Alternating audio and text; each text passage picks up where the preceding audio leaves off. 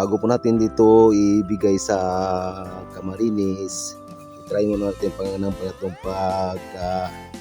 pagkataon na pag-try po dito. Ito. I-try po natin dito at nandito po tayo sa site na ayan. Nandito po tayo sa paahan ng bundok na ito. Ayan, bundok na pa yan. Ayan, paligid. Bundok na po dyan. Ayan, bundok. At nandito po tayo sa paahan ito. Ito. Ayan. At i-try po natin dito na i-taste po itong gamit po natin. Bago po natin ito ito yung pinakamaliit po ng gamit natin. Ito lang po. Ayan.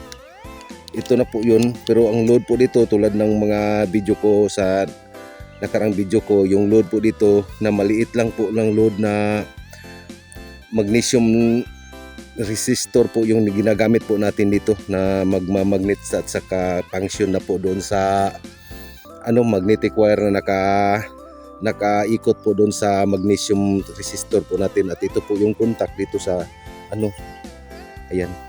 Isa lang pong telescopic antenna.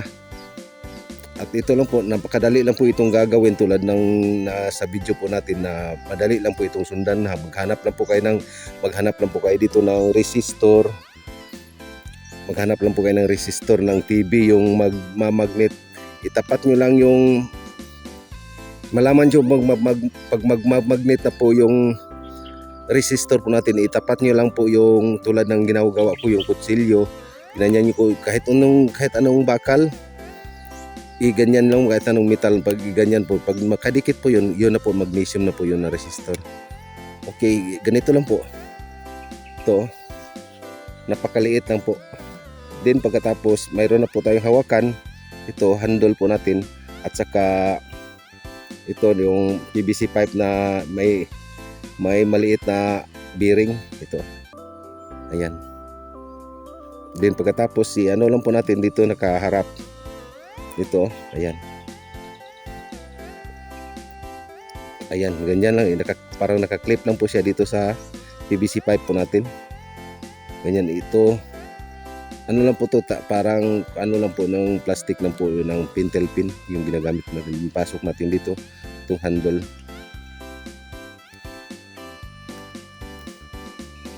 Then pagkatapos i-try na po natin, kailangan po yung handle hindi po maalog-alog, kailangan po at ayan. Ayan po. Kahit ganyan po, hindi pa tayo mag-long range, may kunti na po siyang kibo. Ayan. Then pagkatapos i-long range na po natin, din maghanap na po tayo dito. Ayan, ganyan na po. Mag-long range na po tayo. Ayan. Then pagkatapos i-try na po natin ito. Okay. At dito sa site na po ito mga idol. At dito sa site dito mga idol, may nakikita po sila dito tulad ng mga sinabi dati ng mga yung mga nuno natin dati. Sabi daw nila karaniwang daw po binabaon po yung nakatagong kayamanan dito po sa paahan ng mga bundok tulad nito. Ayan nakikita po natin dito. Ayan, i-try po natin dito. Test po itong gamit po natin.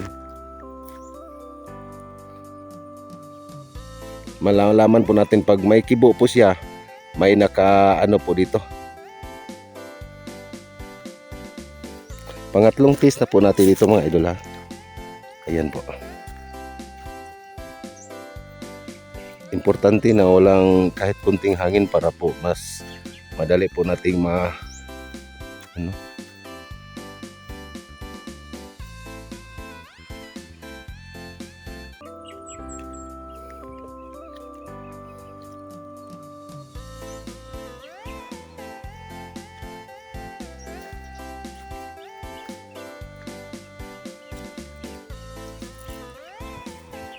sundan lang po natin.